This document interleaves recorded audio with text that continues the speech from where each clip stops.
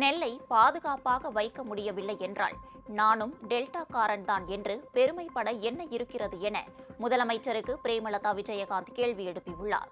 சென்னை கோயம்பேட்டில் உள்ள தேமுதிக தலைமை அலுவலகத்தில் நடைபெற்ற நிகழ்ச்சியில் தனது பிறந்தநாள் மற்றும் தீபாவளியை முன்னிட்டு விஜயகாந்த் நினைவாக அறக்கட்டளைக்கு 1000 அரிசி மூட்டைகள் புதிய நீதி கட்சித் தலைவர் ஏசி சண்முகம் அன்பளிப்பாக வழங்கினார்.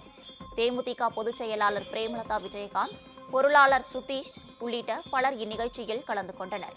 அப்போது செய்தியாளர்களிடம் பேசிய பிரேமலதா, டெல்டா மாவட்டங்களில் விவசாயிகள் விளைவித்த நெல்லை பாதுகாக்க முடியாத நிலை இருப்பது தனக்கு மிகுந்த வலியை கொடுப்பதாக கூறினார். ஒரு விவசாயி ஒரு நெல்மணிய பயிரிட்டதுல இருந்து அது விளைந்து அந்த நெல் கதிர் ஒன்னொன்னு போய் சேர வேண்டிய இடத்துல சேரும் வரை அவங்க உயிரை பணையம் வச்சுதான் இன்னைக்கு விவசாயிகள் போராடுறாங்க.